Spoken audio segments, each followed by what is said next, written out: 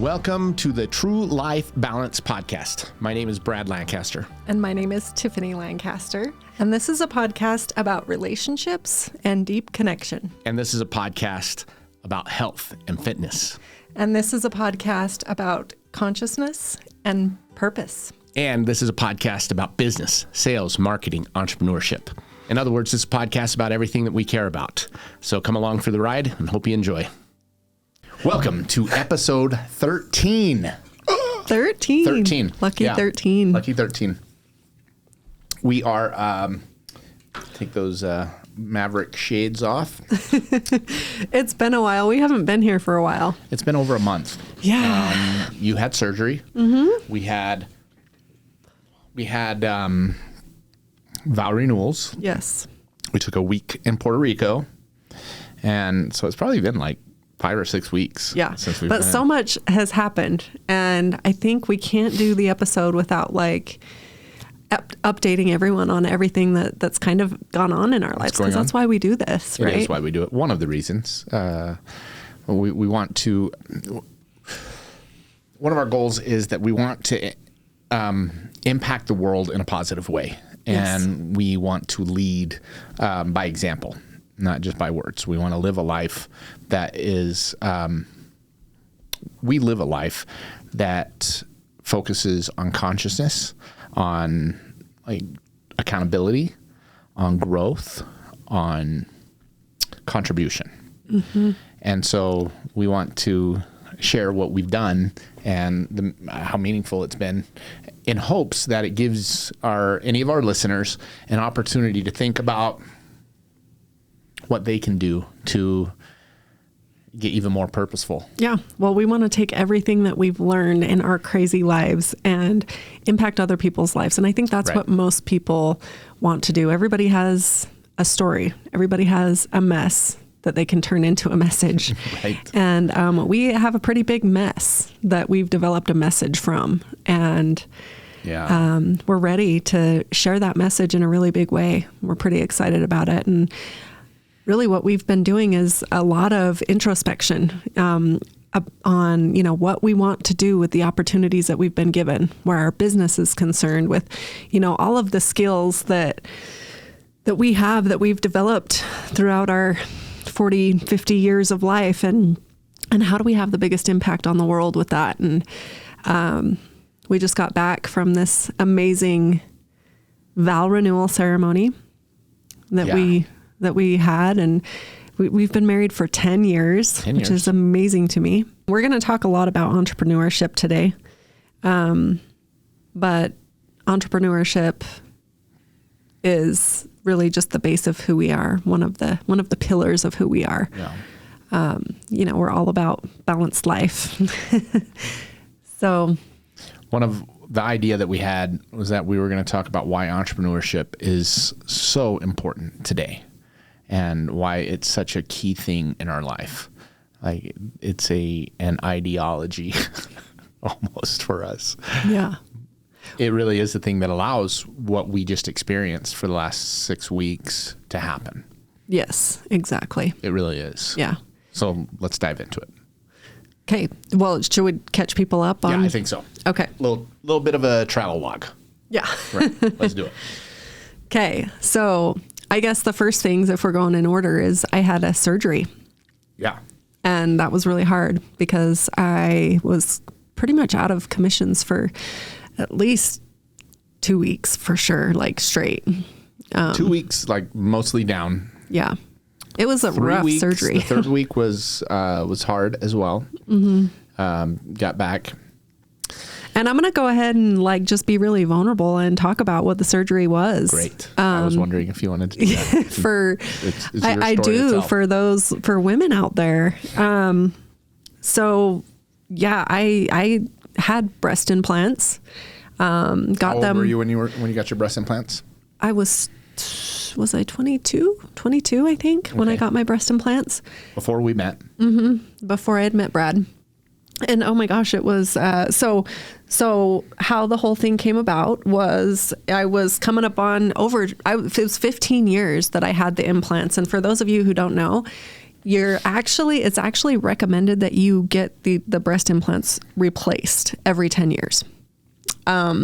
Which I didn't know when I got breast implants. So I was kind of pissed off when I found that out. Like, I have to get surgery every 10 years. That's what I signed up for. But yeah, so obviously I had been putting it off because it had been 15 years since I had gotten mine in. And so it was on my mind a lot.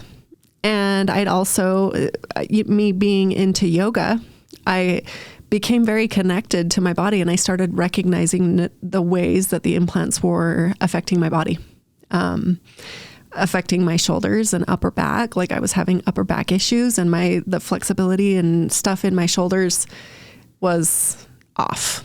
And this may sound weird for some people, but I also started noticing, because I'm also into chakras and the energy of our chakra system. And if you're not familiar with that, well, you should be, because it's really cool. But anyway, so the breast implants are right over the heart chakra. And I started recognizing just the metaphorical, like, shield in front of my heart chakra, and just diving into that and what that really meant. Long story short, I made the decision, rather than replacing the breast implants, to remove them. And removing them, I thought, I'm just going to be okay with my body. My boobs were fine before I put them in. I never was really super unhappy with the size of my boobs. That's a whole nother story. But anyway, I thought I was going to be completely fine with getting them taken out and, just hoped for the best. But the truth is, after I got them taken out, I wasn't okay. My boobs were deformed. And regardless of, all of the things that I did, natural medicine, Western medicine, whatever, I tried everything. At the end of the day, they didn't look okay. I wasn't happy with them.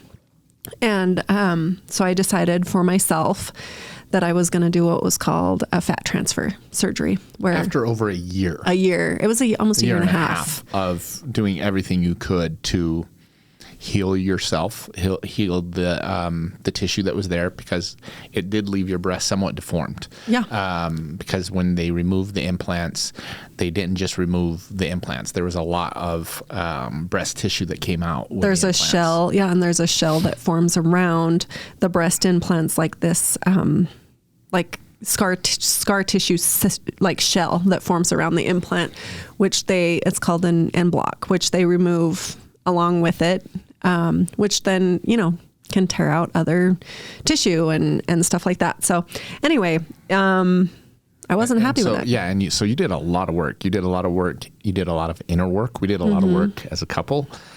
Because it did affect our relationship. It was really interesting. It was very interesting. Yeah.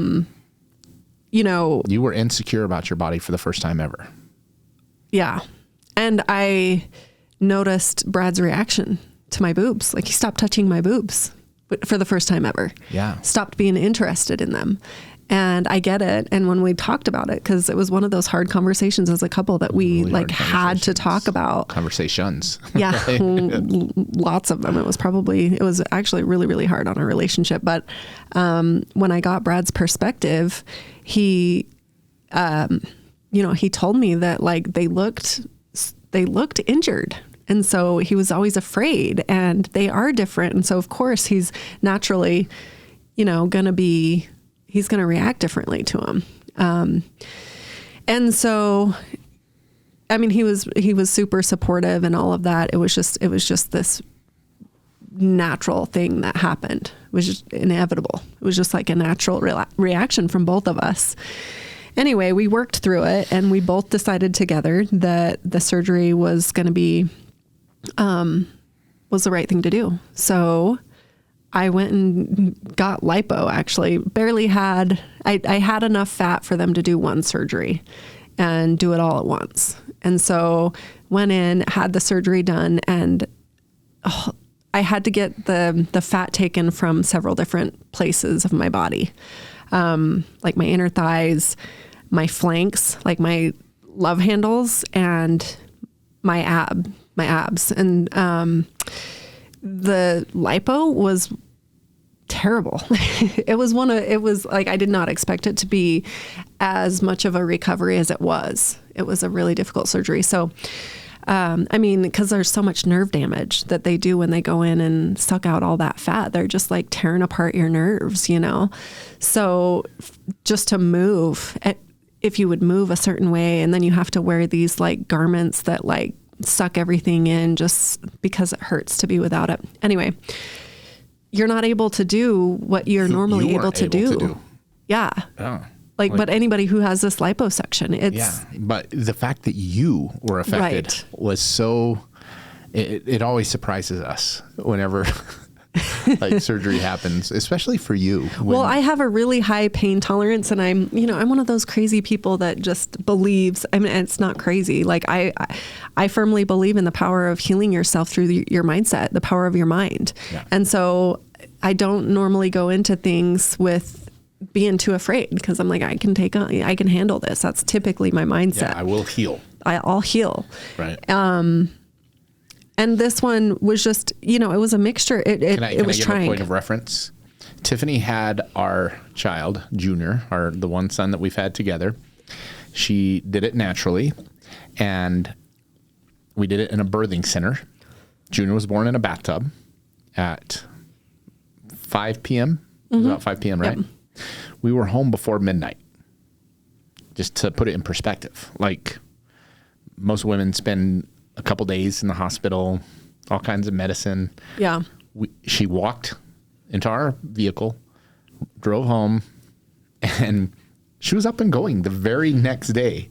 So that's who we're talking about here. So when we say it's hard, and it was hard on Tiff, this is a hard surgery. Yeah. It was a really hard surgery. And really, more than anything else, it was hard for me mentally because of who I am, right? So I had to recognize that the quickest way for me to heal was going to be to have a good mindset. And I started beating myself up on day 2, being in this kind of pain. It was definitely the worst pain I'd ever felt. And not being mobile, like you feel so vulnerable when you can't move. I could see also the guilt that you were dealing with when you had to take pain pills. Right. Yeah. Which was a mind fuck in itself, because I don't do pain pills. Right. and like I took pain pills for, was it 3 days? Yeah, maybe 3 or 4 days. Yeah. Which wasn't, any other surgery that I had. I'd maybe taken the first one right out of surgery, and then that was it. So it was healing in so many ways. Like, I learned so much, honestly. I learned that, first of all, biological healing is real, and you have to be patient, and you can't just do it overnight with your mindset. It takes time. And so I had to learn how to be patient with myself and how to keep a good mindset through the healing and through being injured and being in pain. And so patience and love and compassion for myself, compassion for, your body. Your body's not okay. And then, also staying, what are the things that I can do biologically? I was seeking out other ways of healing. So this is where I'm going to give a shout out to US Cryotherapy, because I started going to see Tom there and doing the hyperbaric chamber, which was huge. I had read that the hyperbaric chamber, it oxygenates all of the blood cells in your body. It basically just puts a lot of oxygen in your body. And with the pressure of the hyperbaric chamber, it just encourages healing, because oxygen is what heals. And the side benefit was that the oxygen also feeds the fat. So one problem with this surgery is you could potentially lose some of the fat that you inject into your boobs. Yeah. And so I went and did that, and I healed. Actually, like, even though it felt slow for me, in 2 weeks, all of my bruising was gone.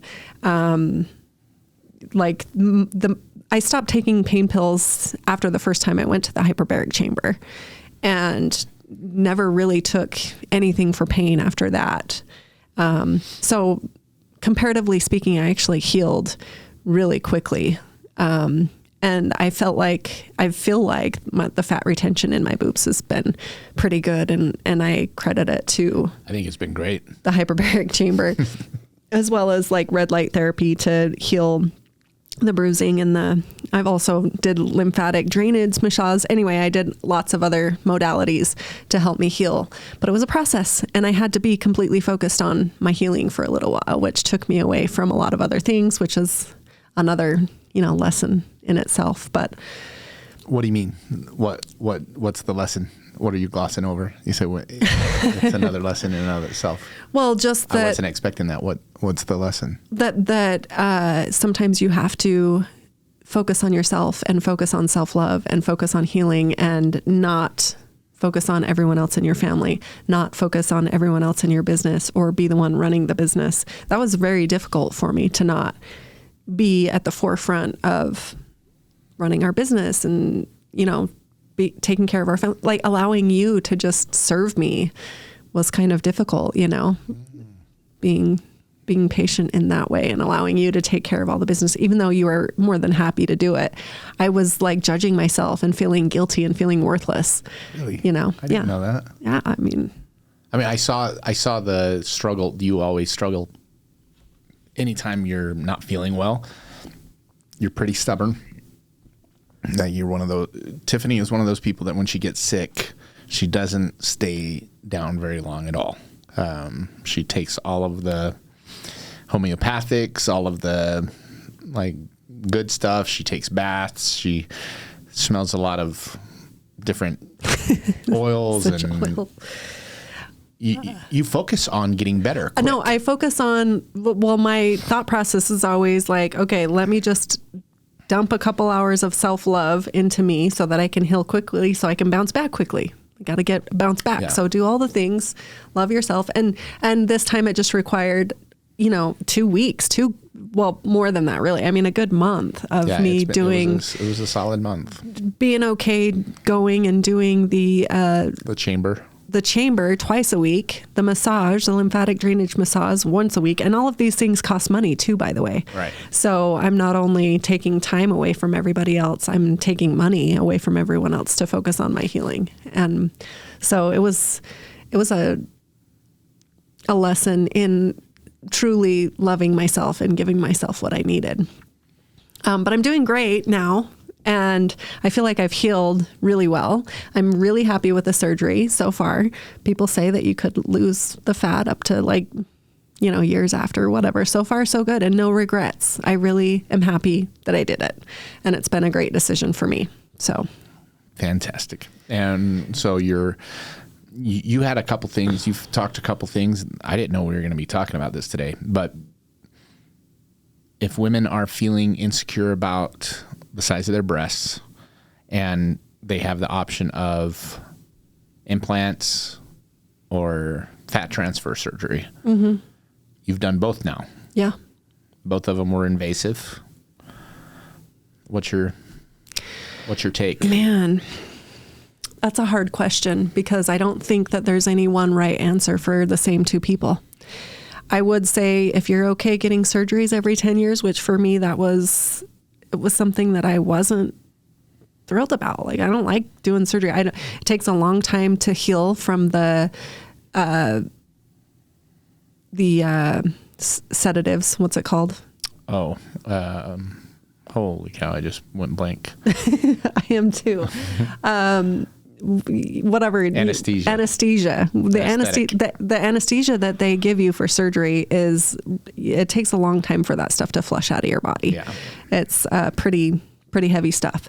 And I'm I try to be aware of the toxins that I'm putting in my body. Like, my shampoo and conditioner is clean. My makeup is clean. Like, I don't put toxin. I drink Berkey water. Like, I'm that person. So I'm trying to be aware of the chemicals I put in my body. And, it was a conscious choice that I made to have another surgery to get this done. It was a hard decision for me to make.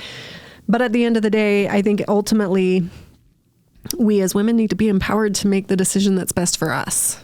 And I do feel like I wasn't given all the information when I went and did the breast implant surgery, and I was 22. And most 22-year-olds don't make great decisions. And so, I wouldn't have made the same decision to get implants now. Well, they don't have the same perspective, right? Right. But with that being said, this is life. We make decisions and we have consequences, and we make the best decision that we can in the moment, and it's all okay. I would just say, get educated, and there are a lot of pros and cons to this fat transfer surgery, and it is a hard surgery. So it's hard for me to say that, you should for sure get the fat transfer surgery, because the liposuction is such a difficult thing. Like, it's such a hard recovery. However, there is something out there that's called breast implant illness that I believe is a real thing. You're putting the silicone in your body that they say eventually breaks down over time and releases a lot of toxins into your body. I was experiencing some of the symptoms, not all of them. But I never got tested or anything like that. I didn't test the heavy metals to find out if it was in fact, that. So I'm not going to claim that, it was BII, but I do believe that's a real concern that people should be aware of. Okay. So your final thing on the breast implants would be get educated, know the pros and cons of each one, and you have alternatives. It's not just about getting breast implants. There are other ways to do it. Yeah. If that's what you want to do. Okay, so great. So that was what we dealt with for a month. Yeah. Most of June. I got the surgery on June 7th. And then, so I planned that so that I could be healed and ready to go, because I had already had our anniversary plans in place.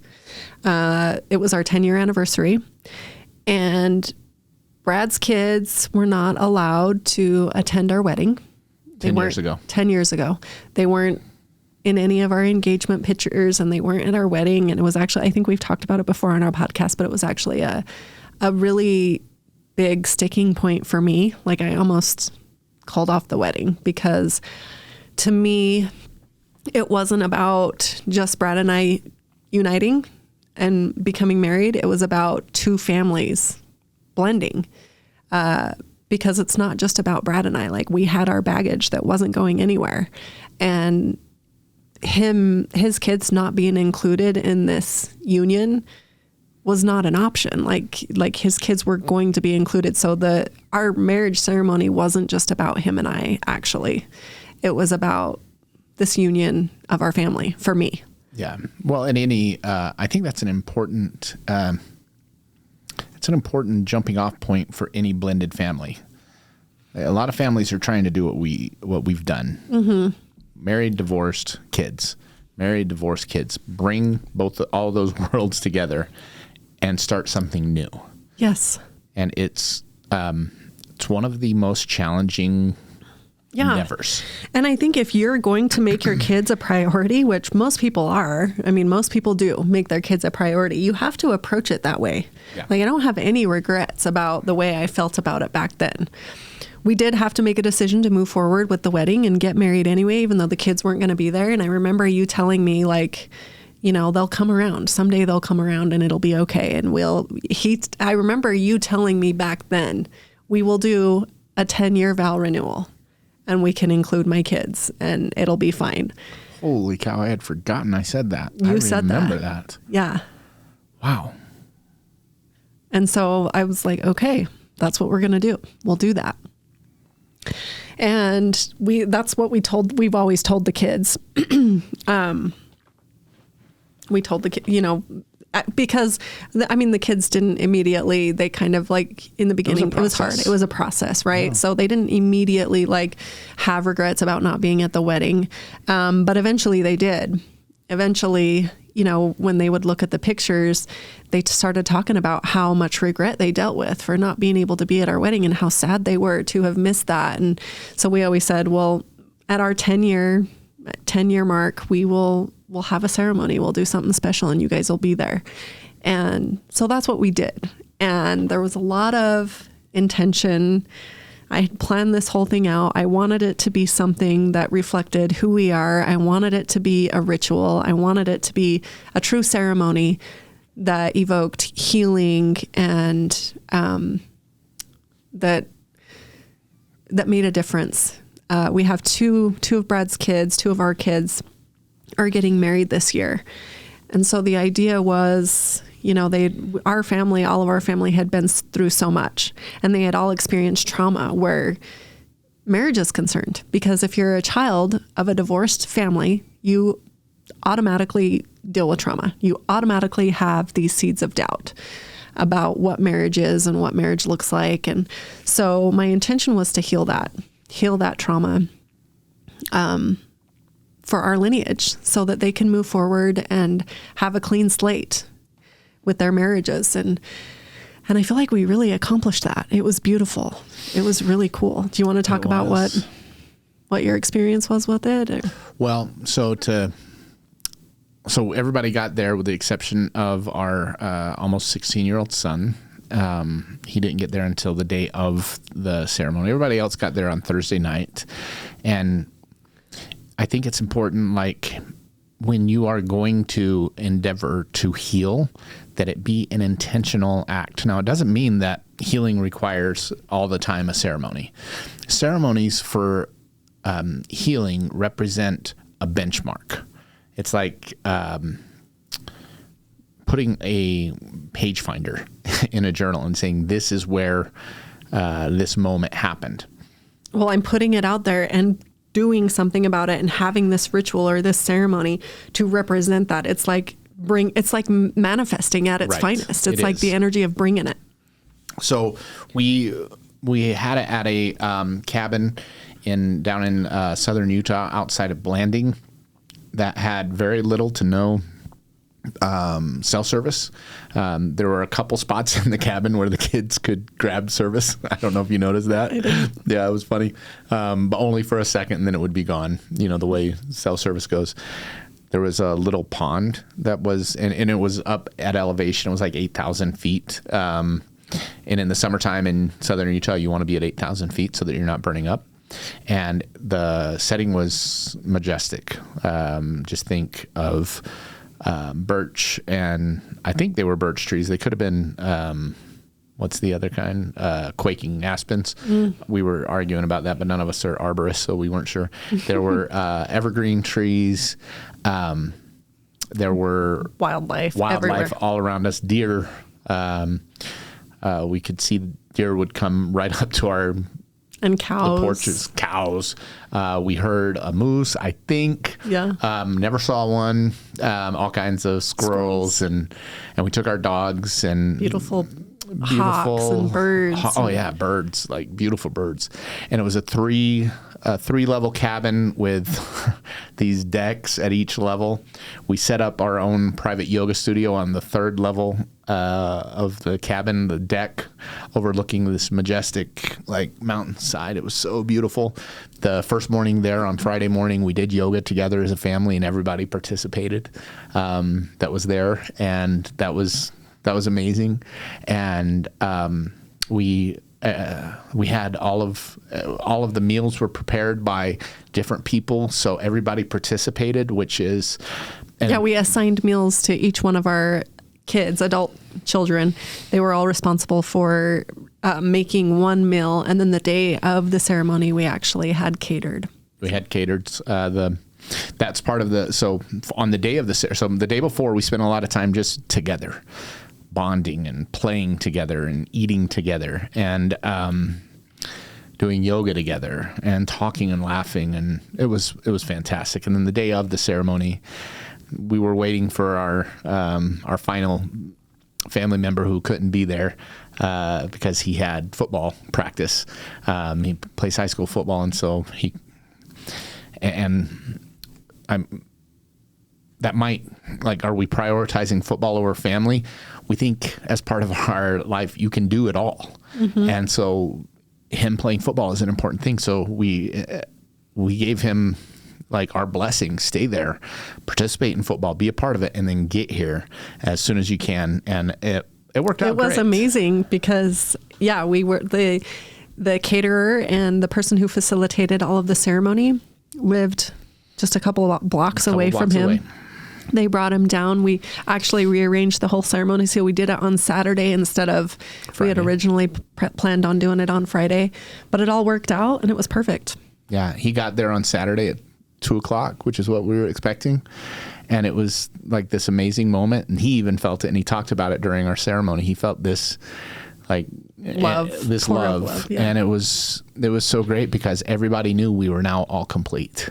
We were all there together. And it was just this beautiful moment on Saturday. And then all the girls dressed up in beautiful dresses. On Friday, I forgot, we made all of our own flower arrangements. Yes. Tiff had shipped in flowers, and so all the men we all made corsages for ourselves to wear, or boutonnieres, excuse me, and then all the girls made their own bouquets, and they were beautiful.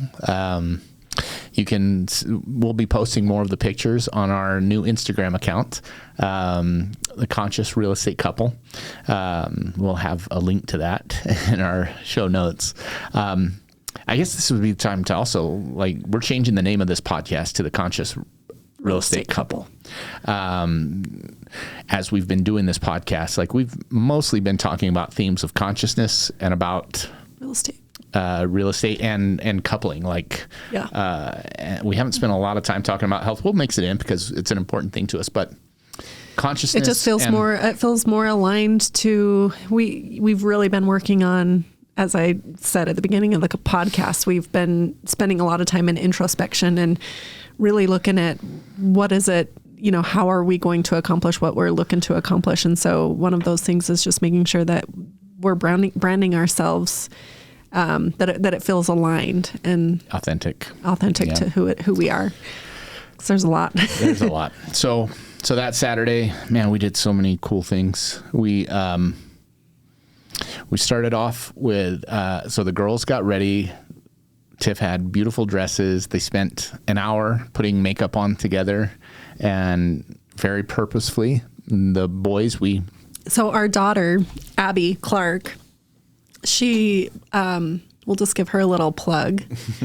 She sells Saint makeup, and it's really awesome makeup, clean makeup, and it's just really cool, convenient if you're not familiar with what it is. And check her out. She actually has a bunch of Instagram followers and does tutorials, and she's become an amazing makeup artist. And so she did all of our makeup, and it looked beautiful. I need her to show me again how she did my makeup, because the pictures, it just looks so great on everybody. She did such an amazing job. She did do an amazing job. And so everybody was ready. We came together around in a half circle, and then we went into ceremony. The ceremony included cacao, where we all drank cacao, which is a heart opener. And it was all facilitated. We could give another shout out to Danielle. Her Instagram is Wellness Alignment. Is that right? Yes. Danielle Pitcher. A lot of people in the Salt Lake Valley, I think, know who she is. She's a yoga teacher. Teaches Thursday night yoga in Sandy. Sandy Amphitheater, right? And she also is... she is a medicine woman. She'll sit with you with different plant medicines. Facilitator, and she holds such a beautiful space for that. She's so amazing at what she does. Yeah. So all of our family drank cacao. It was a beautiful moment, and then we had this sand ceremony where each member of our family had a vial of sand. And then there was a vase that all the different sand was going to be dumped into. And we went to oldest to youngest, because that's typically how we do things. We either do youngest to oldest or oldest to youngest. And I wanted to go first, so I went first. And we each got up and shared our thoughts. I shared my vow renewal with Tiff, and then dumped my sand into the vase. Tiff then did the same, put her sand into the vase, and then each one of our kids got up and did the same thing. They each shared their healing opportunity. Well, I want to go ahead, just touch on that a little bit. Yeah. So, Abby is our oldest daughter, and through the blending of our family, it was actually, she was the oldest. So she was one of it was hard on all of our kids, but it was especially hard on Abby. Yeah. Brad's divorce and just everything. How old was she when you got divorced? 13. She was 13. And, she was put in a really tough place through Brad's divorce. And so, she actually wrote us off and was not involved in our lives. I think it was pretty much her whole high school career. She decided she was her mom's best friend. And so this was a lot of the healing that was done over the weekend. It was so amazing because Abby got up and was able to release a lot of the guilt that she felt for not being there for her younger siblings as a big sister to this family. And it was just extremely powerful. I was crying before, but we were all crying, I think, the minute that Abby got up and started talking about that. And she was so, I think she was such a great example to all of the other vulnerable siblings because she was extremely vulnerable, and she kind of set the tone for, like, she embraced, like, the healing aspect, and said, yes, this is the thing that I need to heal. And so she let go of that shame and guilt of not being there. And it was just extremely powerful. So, well, this is an interesting thing about healing. It requires an acknowledgement of the trauma and then a commitment, like accountability. Like she didn't blame anybody. She didn't say it was my mom's fault, it was my dad's fault, Tiff was a terror. None of that. No. She moved right into accountability and then into courage, where she was able to say, I am moving forward and I'm going to be the big sister that I'm supposed to be for this family. And it was amazing to watch. It was so amazing. She's amazing to watch, but that's like a basic principle of healing. Yes. Once you can acknowledge the trauma and then take accountability for your part of it, that requires so much courage, and say, I am moving forward now. And letting it go. And here's what I'm going to replace it with. Here's how I'm going to recommit. Yeah. I'm going to show up. And that, when it comes to healing, when you're ready to be healed or when you're ready to heal yourself, getting to that spot of courage, that's where you want to get to, where you're saying, I'm moving forward now. Yeah. And I deserve this, and I have within me what I need to move forward towards willingness, towards love, towards joy, towards freedom. But all the kids, and then everybody followed suit. Yes. I was so touched by everything that came out of every single one of their mouths. I was just so blown away at the vulnerability, at just how mature all of our kids are, how much they understand this whole concept at a really deep level. And it was just so beautiful to watch all of them. And even our little kids, they were so moved.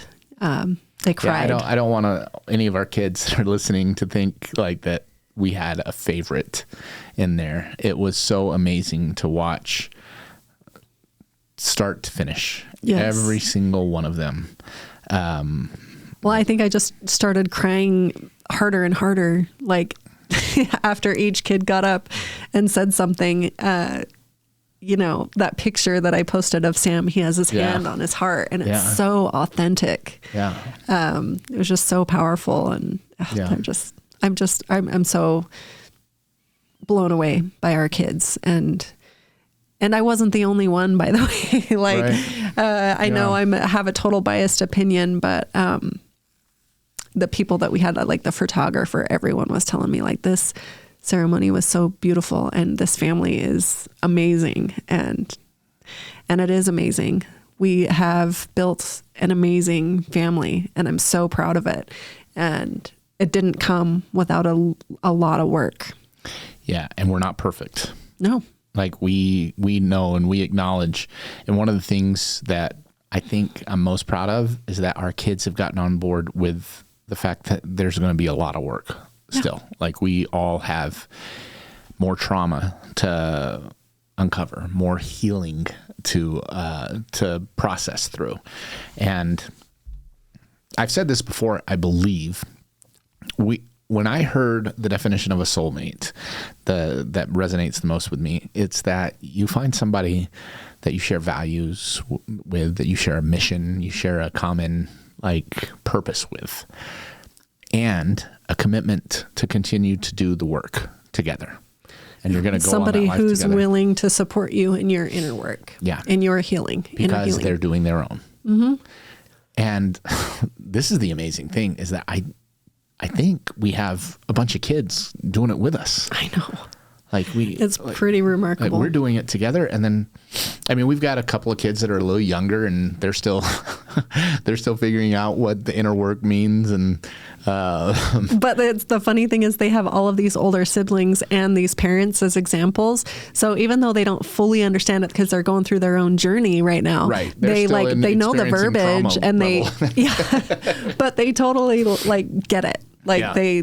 They mimic, certain things. And our 8-year-old, when I asked him, what's the hardest thing that the most significant trauma that he's felt, he told me of a time that I was upset with him about something with the video game or something.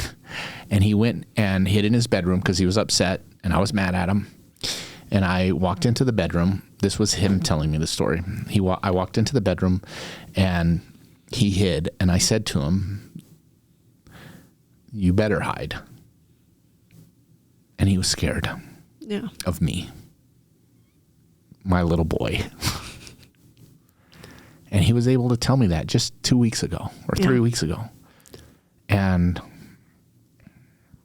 that's the work. And I was able to apologize to him and say, I would never hurt you. Yeah. And I'm sorry I scared you. And I was in a bad spot at that moment, but I didn't hit him. I didn't do anything, but I scared him. You were a human. I was a human. You did something that I think every dad in America and on the planet probably has done, gotten frustrated, raised their voice, said something they didn't mean. This is what humans do. This is part of being human. Right. And I think the thing that we've done that we've been really great at is we've always created space for our kids to be vulnerable. We've always created space for our kids to talk about their emotions, their feelings, their fears, their desires, everything. One key to that has been the heart circle tradition that we created. Right. Just creating those moments for kids to open up. So important. With purpose. Mm-hmm. Yeah. We were talking about going through the vow renewal ceremony. Do we want to touch on any more of that, or do you think we? Well, we had a couple other parts of it, and if you're interested in knowing what a vow renewal, especially if you're a second marriage, even if you're a first marriage, it's probably a great idea. Hit us up. Tiff would love to explain how she orchestrated the whole thing. And I'll just tell you, there were a couple other pieces, and the eye gazing, if you can check it out on our Instagram too, because I posted pictures today of the eye gazing ceremony and how amazing that was. I shared with our assistant today what you had said about you got to do the eye gazing with your future son-in-law, our future son-in-law. Yeah. Which you said something that I thought was really cool. You said every man should be able to experience staring into the eyes of their future son-in-law for 10 minutes. Was it 10 minutes? It was 10 minutes. Yeah. Uninterrupted. No talking, no communicating. And I thought that was really cool. The eye gazing was an amazing thing. Yeah. So eye gazing, if you haven't participated in it, it's sitting down across from somebody and looking them in the eye, uninterrupted, not looking away, for 10 minutes straight. And I got to do that with my future son-in-law, Indy, and it was beautiful. everybody participated in it. Yeah. And it was, well, the thing that I observed from that is like everybody who was paired up, because afterwards we like unpacked it all, right? Everyone talked about the experience they were having during this 10 minutes of eye gazing. And even though there was no communication and it was literally just staring into each other's eyes, like the couples who were paired, they knew they were both on the same wavelength. Yeah. Like Indy talked about knowing that you have his back no matter what. And you talked about, yes, that's what I felt. And that was like the common theme. So there was this communication happening, even though there were no words being spoken. And it was like this communication that was at a deep, deep level. Yeah. So it was really cool. Yeah. So the eye gazing was a beautiful part. We set up a memory grove where we set up over 300 photos of our almost 12 years together. It was basically just some twine. We did a clothesline and hung up a bunch of pictures of the past 10 years. Well, actually, I didn't limit it to 10 years. I wanted to incorporate the kids before, like their previous lives in the first marriages. Like that's part of the experience. I didn't want it to just be this experience. So I tried to incorporate pictures of even our exes in this memory grove, because it's memory grove. It's all of the memories. I don't want to just limit it to just these memories. Well, and one of the, I don't know if we talked about this, but one of the most important parts about healing is getting the stories, rewriting stories. Mm-hmm. Because I have had a tendency that when something bad happens to me or has happened to me, and humans do this, right? We associate and assign guilt or shame or some negative emotion to that experience, whether it's a job loss, a contract loss, a marriage failure, if you've done anything regrettable, like you assign all of these emotions to it. And when we're able to look at those things that have happened to us or that we've done even, and say that thing didn't happen to me, or I didn't have that thing, I didn't do that thing to somebody, that thing happened for me. Yep. And this is something that I'm breaking through right now. I did that for this. Yeah. That huge monumental mistake I made, I did that so I could learn something. Yes. I did the best I could, and I needed to experience that. That's moving from victimhood to empowerment. That's and saying, oh, I'm not a victim in that, because you can see anything from two perspectives. We always have a choice. We can see it from, oh, I'm the victim in this. This thing happened to me and I need to blame and I need to be angry. And that's actually part of the process, right? Like you have to go through that. But eventually you reach this point where you decide, wait a second, it was what we were saying earlier. You turn that mess into the message. Yeah. Yeah. And this is hitting me at another level right now. That a lot of my work that I've been focusing on lately is forgiving myself. Forgiving myself for the people I've hurt, for the mistakes I've made. And because I've hurt people. Like there's no other way to say it. Right. I've hurt you. I've hurt my kids. I've hurt my ex-wife. I've hurt business partners. I've hurt friends. And I needed to. Yeah. And and at the end of the day, I've paid a heavy price for it, and I needed to. And I needed to experience that so I could be here and be who I am right now. And it's all working out for my benefit.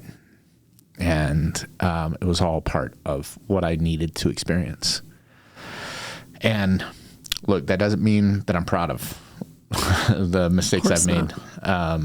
These are things that I have dealt with a lot of shame and guilt about for a long, long time. taken me into some deep, dark places.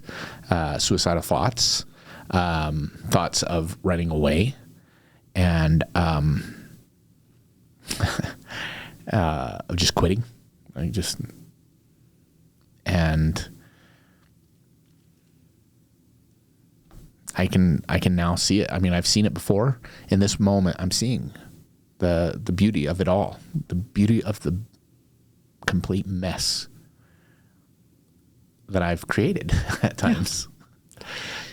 And well, see, this is the beauty of like the inner work and doing something like some sort of ritual to put it out there that like this is the thing that I'm putting out to the universe that I want to heal. When you do that, it's powerful. You feel something in the moment, but the healing doesn't happen in that moment. It's not over. No, the healing unfolds over the next little while.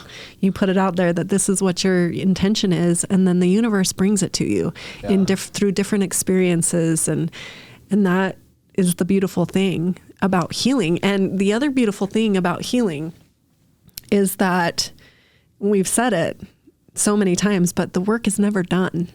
Like, there is no destination. This is a journey, because once you heal one trauma or one thing, you continue to grow, you continue to expand, and expansion is expansive. Like, there is no limit on how much you can grow. Right. We say this often, and I think I say it almost flippantly, but there is no growth without struggle. No. There's no growth without a little bit of pain. And I love it. We have a coach that's always talking about embracing it. Yeah, embrace the struggle. Embrace the struggle, because on the other side of that struggle is something amazing. And we've said that's true for relationships too. You know, we always talk about how we almost look forward to our fights, because our fights aren't just, we're very intentional about getting to the bottom of our fights. Like, our fights are going to get us somewhere. They're going to be productive. They're going to be hard and they're going to be ugly, but we're going to be effective with the way that we fight. We're going to freaking figure out the issue, and we're going to be better because of it. We're going to grow.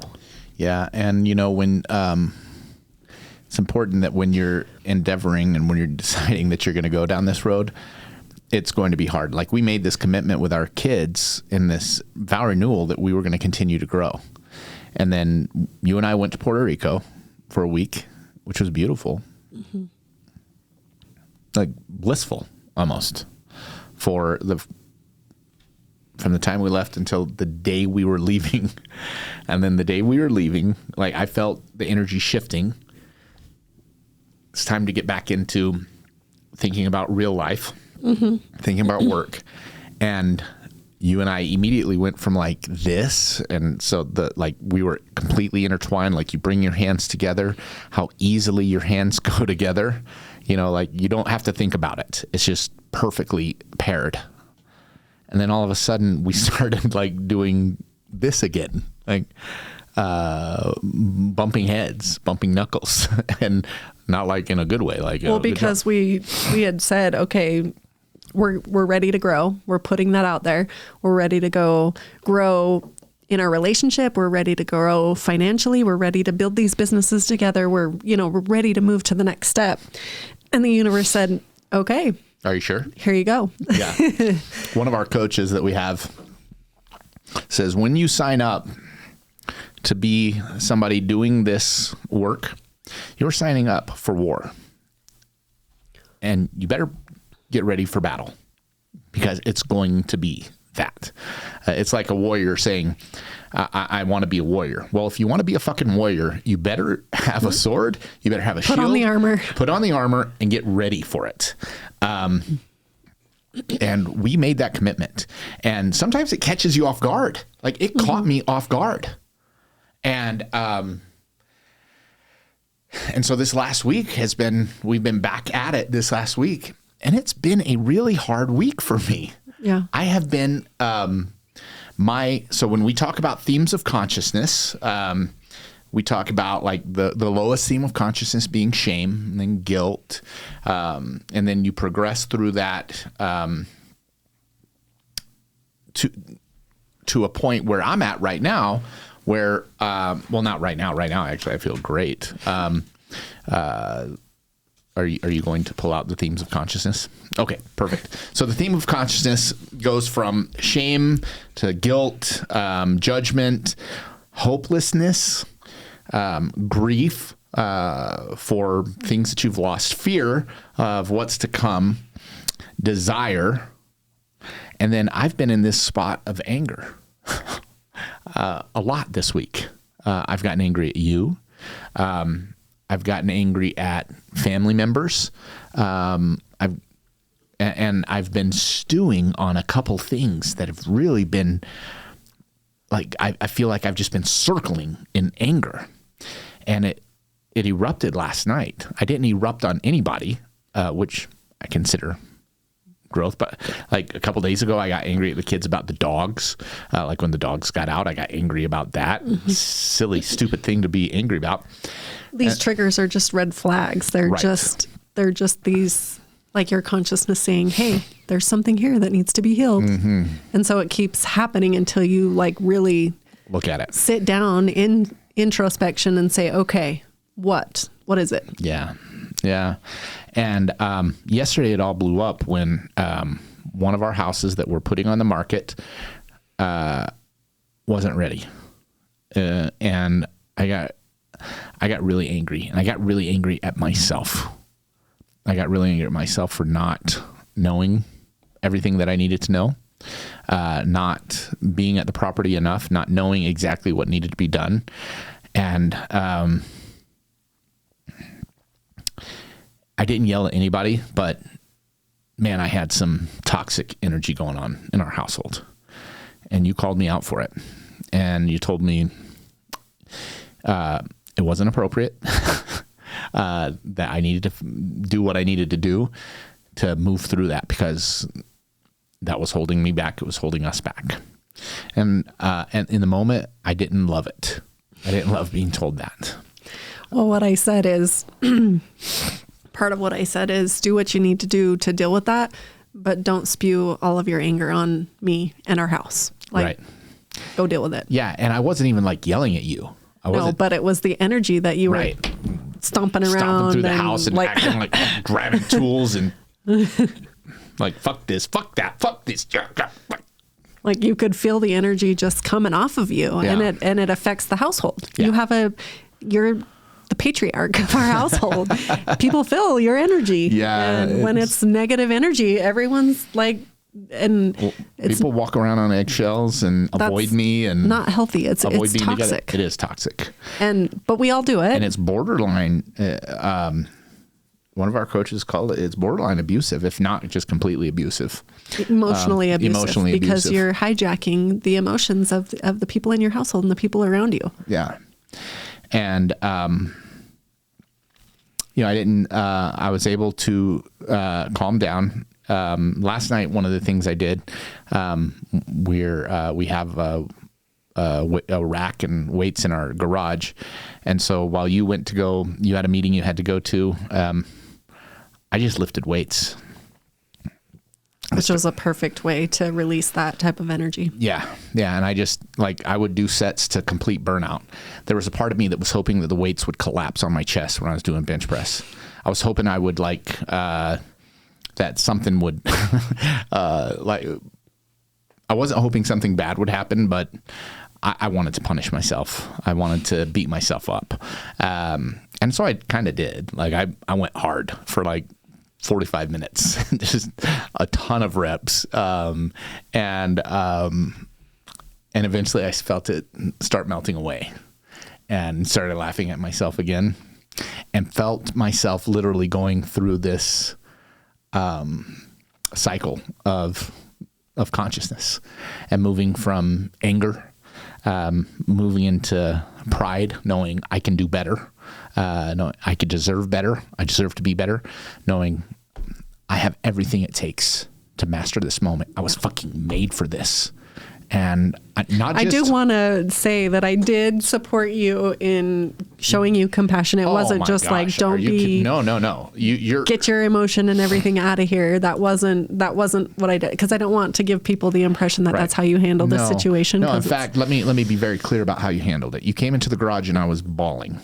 I was crying. I was on the floor. Because I was planning on working out, but like I couldn't even get up. I was so distraught. And you knelt down and you were so compassionate and so loving and told me how much you loved me and let me know that you knew I would be fine, that I would work through this and you gave me permission to be angry and said, it's okay. You can be angry. And I trust that you're going to move through this. And I didn't hear you say this, but what I felt was, I'll see you on the other side of this. Yeah. And I can't wait to see what comes from this. Well, and I don't know that it was in that moment specifically, but I think at some point in the day, I let you know how much I believed in you and how much I depend on you and how powerful I think you are and how I just need you to be your best and I need your energy to be focused in the right place. Yeah. And so I had the chance to, and so I worked out, which always felt good. I turned on a podcast, from one of my friends. I actually listened to one of Tate Seamer's podcasts, and Tate Seamer, who is an amazing entrepreneur and has built an apartment portfolio in 2 or 3 years of $50 million from basically scratch, and his number one rule, or the number one key when anybody talks to him about one of his keys to success is mindset, his psychology, that's every entrepreneur. That's what every entrepreneur talks about, and it's what every step coach number talks one about. If you're going to be an entrepreneur, step number one, if you're going to be successful, is mindset. Always, always, always. And not just be an entrepreneur. We're talking life. about our relationship right now. Yeah. And the key to our success in our relationship is our mindset. Yep. We have clearly identified what it looks like, and we focus on psychological, on emotional, on state management a lot. Yes. And it has to be your number one focus. I mean, yeah. And it's not necessarily like as spiritual, like we're talking about themes of consciousness and vibrational frequency and that sort of thing. There are a lot of business owners and entrepreneurs who don't quite understand that, but what they do understand is just the mindset aspect of it, that you need to be in a good place. Yeah. And that is so probably true and so crucial. Not probably. I will just say this. There is nothing more important on a day-to-day basis than making sure your mindset, your emotional state is right and is the best it can possibly be. And before you go... Well, and that doesn't mean that you're never going to have shitty days, because we're talking about you having a shitty day. I had a shitty day. I've actually had kind of a shitty week. Yeah, but here's the thing. You've been aware of it. Yeah, the whole time. And you're seeking out, what's the work that I need to do? How do I need to move through this? You're open to feedback. You're getting vulnerable. You're talking about it. You're working through it. You're doing the work. And I didn't stop. And it's that. Yeah. It's that. That is actually the key, because as we've said, the work is never done. It's not like, okay, one and done. I've learned this thing. Now I have a great mindset and my mindset's never going to suck. It's not about that. Right. It's not about positive thinking, because that's bullshit. That's absolute bullshit. It's what you do in these moments that matter. Yeah. It's about being smart. It's about choosing. Making a choice. Yeah. When you see it, it's about first learning to recognize. Yeah. It's the BALANCE acronym, right? Notice. You start noticing these patterns. You start paying attention to those red flags that are popping up, and you say, okay, I see you. Yeah. What is it? Yeah. What is the work that I need to be doing? You acknowledge it, right? Yeah. And acknowledging is another important step, is to be able to say yes. Yeah. I can take accountability for what I'm doing. I can acknowledge that I'm doing this. I can acknowledge that this needs work, and you can move past it. You can then begin to say, I'm not a victim in this.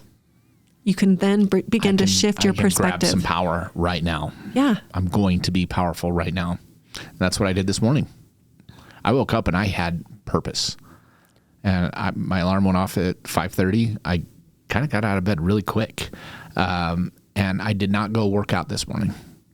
And this is where like balance matters, because today was not a day for me to spend an hour working out or an hour journaling. It was a day for me to get after it. Yeah. And I got up and I put on my work boots. Literally, I have a pair of work boots. I actually have two pairs. Put on my work pants, grabbed all of my yard tools and all of the tools that we have. Asked for help. I asked for help from one of our employees, and I asked for help from one of our sons. And they met me out there. And we knocked out what was probably, I estimate, $2,000 to $2,500 worth of work in about 6 to 7 hours. Yeah. And I just want to make this comment on that, because there are probably a lot of entrepreneurs out there that would say, oh, you're running a business and you're going to go out and do the grunt work. Like, that's a total waste of time. Right. You should have been focusing on higher level activity, blah, blah, blah. And I want to just push back on that a little bit. So the program that Brad and I are putting together is called True Balanced Life Program.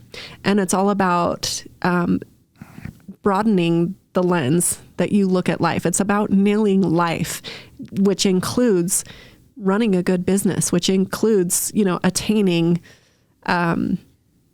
financial freedom, soul freedom, all of the freedoms, right? True freedom. And in order to do that, it's focusing on your relationship. It's focusing on your home life. It's focusing on your physical health. It's focusing on all of that. So I've created this workbook that kind of goes through how we can do that. And the workbook is going to be for our team. It's technically a journal. Yeah. And then potentially our coaching clients. But we actually went through the exercise in the book of Brad going and doing this type of work. And I want to just run through it because it was really interesting. So we were actually able to gauge it. What I did.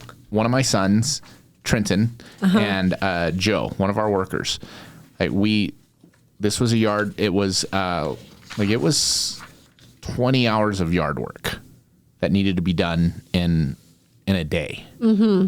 And we did it. Yeah. In less than a day. And took something, because our agent that we hire, who is another one of our sons, called me yesterday and said, we should probably list this a little lower because this yard is pretty rough.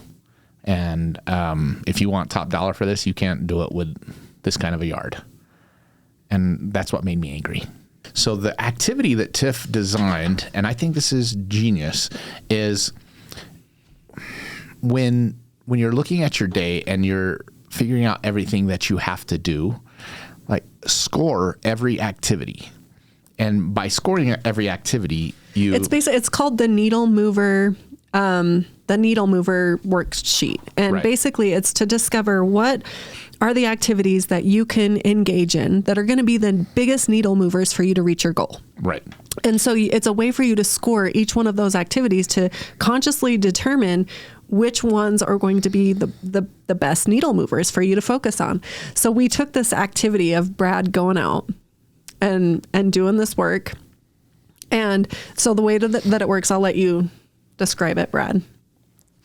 So what you do is you score a point for every area of your life that this activity feeds, right? Because every one of our habits, every one of our activities, everything we do every day, it's feeding something within us, right? And hopefully, right? Even if, but it really is. And so it absolutely is. The areas that are physical, so working out. We always talk about working out. Home and family, so relationships, home and family relationships. Connection. like real connection with other humans. It's connection and relationships, home and family, like your home life. Like so many times our home life is overlooked in a lot of coaching programs, I feel like, because you're focusing on business and you're focusing on relationships. But what about like your home and the chores that need to be done around the house? We have pets, we have, chores that like we have to make sure that our home environment is good, right? Yeah. And then, boy, babe, I'm sorry I didn't bring my glasses. I'm having a hard time reading. Okay. So tell me what each business and finance. Business and finance. Mental health. Expression and creativity. And spiritual. So when I looked at what I did today, we finished this yard. I added my own touch. We took a couple flower beds. We added mulch. I bought a bunch of flowers, planted a bunch of flowers. I love flowers. So we determined that this activity definitely benefited Brad's physical health. By the way, let me explain one thing about that. One of the things that we had to deal with were like 4 feet high weeds in this yard, like with trunks that are like, 1 to 2 inch thick, those big nasty weeds. And so I had to get my weed eater with the plastic blades that would knock it down. And one of the things I was conscious of while doing this weed eating was my posture, my back position. And and that's my yoga practice, is because I'm always focusing and working on posture, on my alignment, on how I stand. And so I was able to focus on that while I was doing this activity for 2 or 3 hours. Was about that. So it helped me physically. And home and family life? Home and family life. I was able to, and connection. Number one, I was able to get my, anytime you're able to get your mental state right, you benefit your home and family life. Right. But you also had our son out there. I also had our son out there working with me. Yeah. And, Connection and relationships. This is one of the cool things, is that I felt a deeper connection, not just with my son, but with our employee, Joe, who joined us in January or February, I think. And he's our newest employee and in our construction business. And when I asked him last night, he showed up to the house. I asked him to grab some tools from the house they're working on in West Jordan. I asked him to grab them, and I didn't tell you this. I sent a text asking the guys for some tools, and Joe was already halfway home. He called me and said, if you need me to, I can turn around and go get them. And he did. He turned around and went back to the job site, grabbed what we needed, came to the house, and I asked him to meet me at the house in Grantsville at 7 today. Like 100%. Like, just great attitude. Yes, I would love to help you. I'll be there. See you there. He was there 7 a.m. sharp, ready to go, and got after it. Not only that, we were missing a lawnmower. He ran and got a lawnmower from his own house. He went and got his own lawnmower to meet me at the house. Now, you might think, well, Brad, that's a shitty business you're running. Okay, maybe it is, but I've got a guy that's willing to drive home. First of all, drive back to the job site, drive back home, and this doesn't go unrecognized. Like, he is going to make more money because of this. Well, he's going to live a better. This is why hiring A-team players, this is just a great example of what a true A-team player is. And this is through our coaching. One thing that we've learned, how crucial it is to bring A-team players onto your team, and what a big difference they can make. Yeah. And Joe is just, we're blessed right now, because I think we have 4 guys on our construction crew, and they are all A-team players. I think we have A-team players in our business now. That is one thing that we have nailed. Every level. Yeah. So, okay. So connection definitely checks that box. What's next? Business finance, obviously. Business and finance. I was finishing a big part of our business, because our construction business is supposed to remodel houses. Not supposed to. Our construction business remodels houses. And not only remodels houses, but one of the things that we take pride in is that when our houses hit the market, they look great. Right. They are a step above, especially in the flip world, because everybody can flip houses. Put lipstick on a pig is the expression.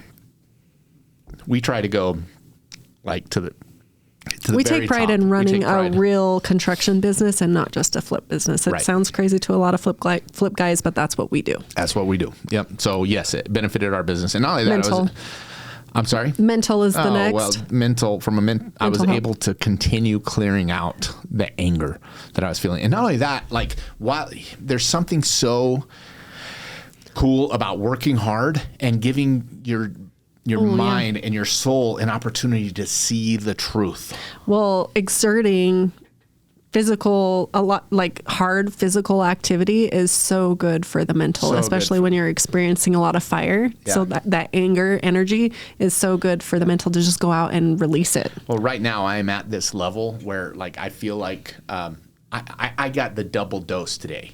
I got dopamine because I felt the pride of finishing a job and looking at, like, when I look at a yard after we've worked on it or a house after we've worked on it and it looks great, I get that dopamine hit. I mean, it's really like, give me some more of that. I love that feeling. But as that subsides, because we all know that dopamine hit is short-lived and that's fine. But like right now, I am feeling so much joy and peace. And like I've learned what I needed to, especially where anger is concerned. And that fits into spiritual. Yes. Yeah. So it checks the spiritual box where I'm able to see, okay, I have been holding on to anger. I had this amazing conversation that I shared with you, but I'm going to share it now. I called up a good friend of mine and who I can confide in, who also happens to work with us in our development business. And I confided in him that, man, I'm going through it right now. I am angry. I'm angry at a family member, and I'm angry at this situation. And he showed me so much compassion and empathy. And he said something to me about like this being a mirror. This obviously is a mirror for you. And he said, but I want to ask you a question. Number one, when does it ever stop? When do we stop having these expectations of other people, of attaining things, of receiving something? When does it stop, Brad? And so wise. So wise.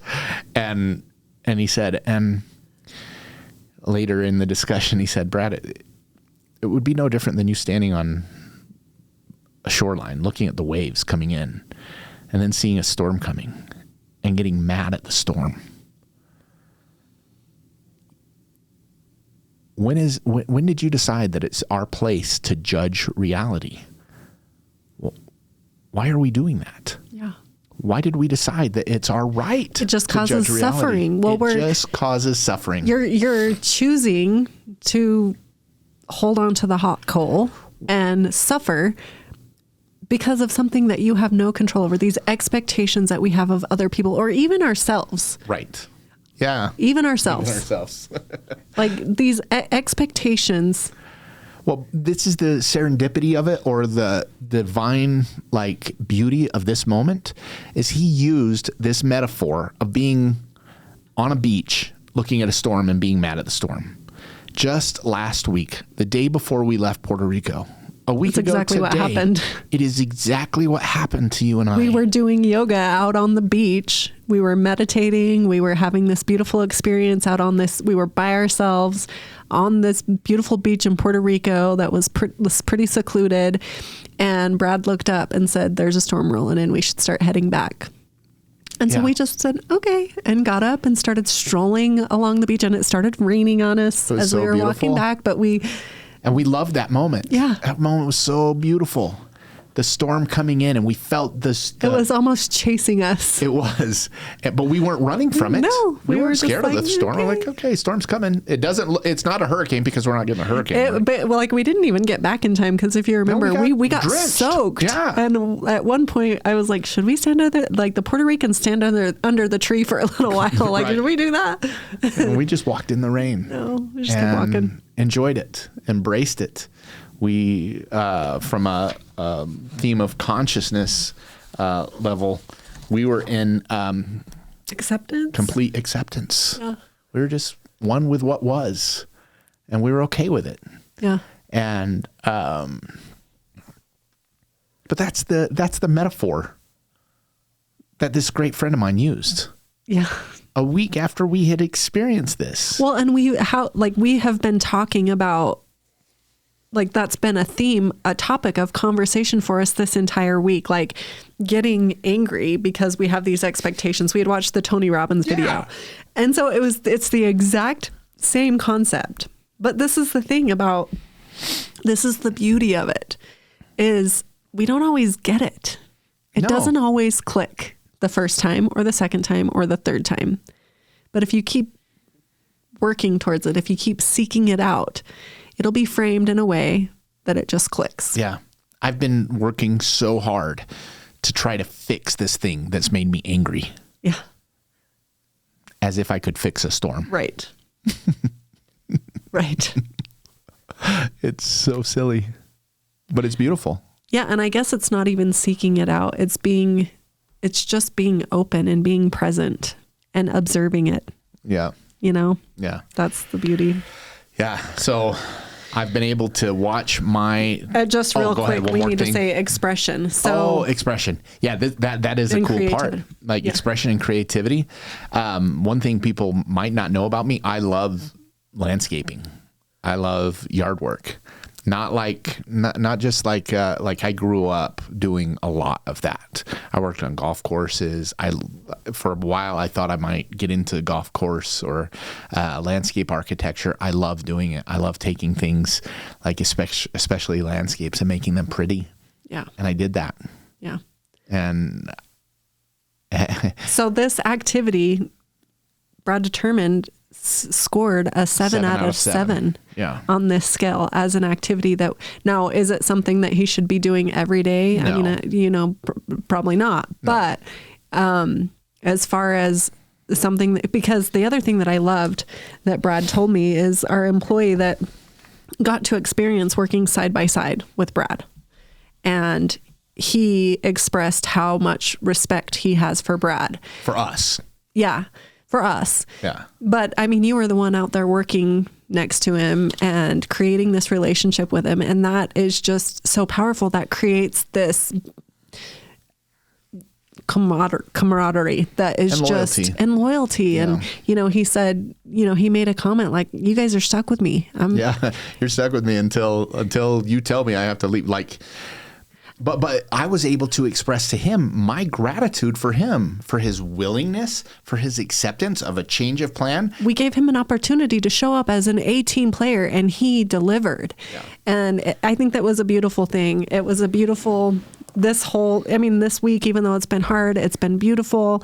And we're just diving in even deeper into our business, into, truly seeking out how to be a good business owner. Yeah. And this is why entrepreneurship is so important. Yes.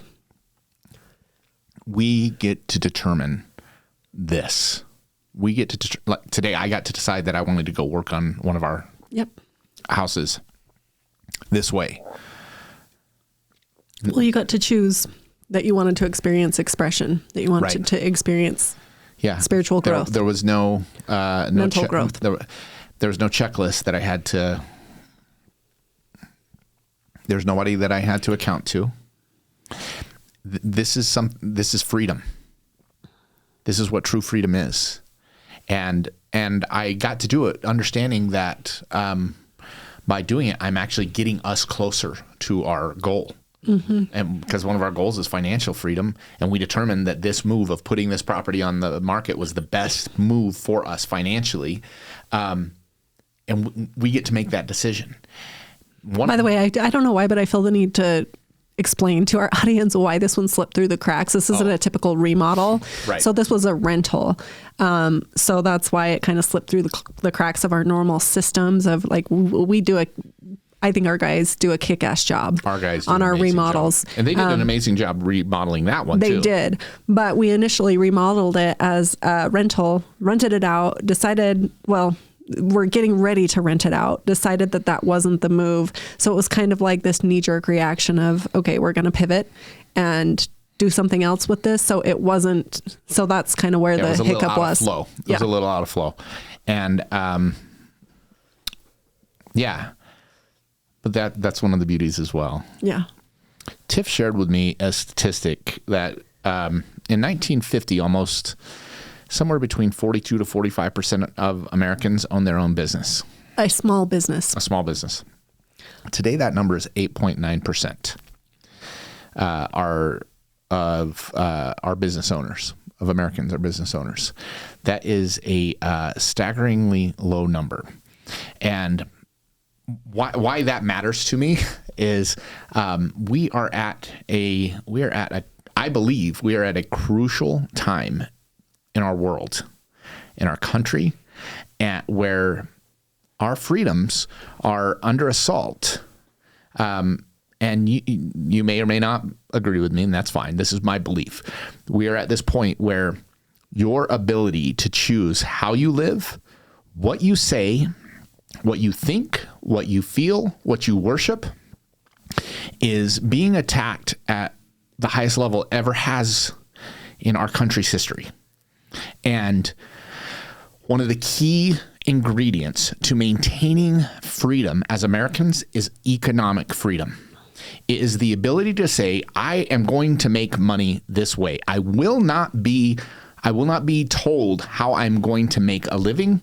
I will make it how I want, the way I want, in the best way for me and my family.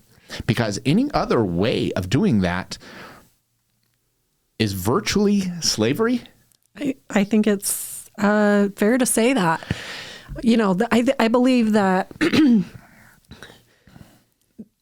being empowered is so important in our world. I believe it's so important for people to be able to express creativity, to be able to feel free, to feel sovereign, and not feel bound by anything or not feel like they have to acquiesce anything to anybody. That's what true freedom is. And I believe that everybody has the ability to do this, even if it's a side hustle. Yeah. Even I don't think that any human being should have to worry about whether or not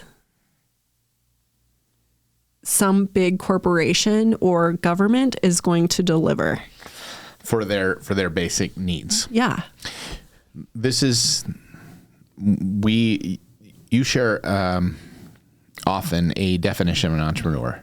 An entrepreneur is, and help me if I mess this up, I love the definition, is somebody who sees a need in the market, meets that need, then figures out how to come up with systems that make it so that need can be met over and over and over again at a very high level, and then finds the people to help them do that. The talent necessary to go out and execute on this need.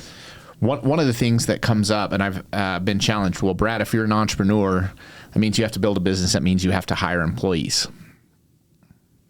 Maybe. What about them? Like, do they not get to the opportunity to be an entrepreneur? One of the things we embrace is that our employees embrace this entrepreneurship mindset. I think that's one of the things I love about real estate. That's what I saw in Joe today, by the way, was an entrepreneur's mindset. That I'm going to pivot and I'm going to bring value the way I need to. Here's the really cool thing about the business that we run and the thing that we encourage. So we work with real estate agents who are not employees. Right. They're not. They're not employees. They're contractors. They're entrepreneurs. We give our contractors, if they're 18 players, the opportunity to be employed. But here's the thing that we teach them. We teach them skills to where they can go out and they can market their skills on their own. We offer the opportunity to show them how to go out and be an entrepreneur on their own. We don't make them slaves to us. No. In fact, I've let our guys know we want to be in business with them for a long time. They can work for us. They can be our partner. You can coach. You can be one of our coaches or be coached by us. Like, there are multiple levels where you can be in business with us. And that's not to say that there are people who aren't quite ready to go out and be a business owner. And I wouldn't encourage anybody to just quit their day job and go out and be an entrepreneur right now because it's a learning curve. It's a huge learning curve. Yeah. But I would encourage everybody to start down that path of, start considering at least a side hustle. What is something? Yeah. I think that's really important. Here's another piece that I started talking about earlier as we were coming in. That number, 8.9%, if that number is right, and I think it is, we're in, our network is, we're in networks with a lot of entrepreneurs. Chances are somebody listening to this is probably either an entrepreneur or moving towards entrepreneurship, right? Mm-hmm. Guys, we have to celebrate each other. We have to cheer for each other. We have to pump each other up. We have to encourage each other. Our ability to remain a free society is contingent, I really believe, on the strength of entrepreneurship, on the strength of people going out and risking it all because they have an idea, because they have a thought, because they have their mouth, because they have their talent, whatever it is, and they put it out there for the market to decide if it matters or not. You might think that's trivial. It's not. No. This is so unique. There are places across the world right now where that opportunity does not exist. Anybody we're in a society where I feel like, and I'm going to just go ahead and say it, like our school system, it's proven. It's science. It kills creativity. I think I read a statistic a few years ago. By the time a child is in 3rd grade, they've lost like 75% of their creativity from childhood. Yeah. That is so alarming. Right. Why are we doing that? Why are we accepting that? Yeah. So it comes down to the way we look at our education, the way we look at our culture, the way we look at businesses, and our message to you, our listeners, is number one, growth and contribution. That's where the real richness in life comes. Finding a way to grow through your themes of consciousness, finding a way to connect with other people, finding a way to give more. That's where the beauty comes. Yeah. That's where the richness comes. And I've created this journal because, and so those are the topics, by the way, that this journal that I created, Brad went over them. This is looking at all these different areas of your life, your physical health, your home and family life, your love and connection, your business and finance, your mental, your creativity and expression, and your spiritual. I believe those are all areas that we need to look at and we call it balanced life. And we've mentioned it before. That's actually the dichotomy because, again, it's not a destination. It's a journey. It's a journey of counterbalancing and creating a harmonious life full of joy, awe, freedom, love, peace, all of those things. And it's been an amazing thing for me to be able to create this and remind myself of our journey and everything that we've been through and the tools that I've used and put all of my thoughts in one place. And it's been so rewarding. And I'm so excited to be able to offer this training to our team, honestly, and the future agents that come onto our team and our coaching clients and everybody else. So I just want to put it out there, like for anybody, any of our listeners who want a copy of it, I'm willing to send you a PDF copy of it. Are you? Yeah. Wow. Okay. So they can go print it themselves? Yeah. Fantastic. There's an offer for you guys. And this is 4 years in the making. Tiffany had this idea 4 years ago and has been working away, taking all the best from so many different mentors, from Tony Robbins, Dean Graziosi, Wayne Dyer, the yoga couple, Matt and Ash, from Dr. Joe Dispenza, from Greg Braden, from Meg McCracken, from Ashley Sargent, from who am I missing? I feel like, Colton Lindsay. Who else am I missing? There's probably so many. Ram Dass, Alan Watts. We've read so many. She has poured her life, her purpose into this simple little journal / planner that I'm so excited to watch. It's a tool. It's not the answer. I mean, it's a tool that can. It's a tool that if you use it, I do believe it can lead you, right? It can help you design your life, the life you want to live. And it's all the concepts and principles and tools that I've used compiled into one thing that I'm really just excited about. I'm excited about the difference that I believe it can make. As a free PDF. That's amazing.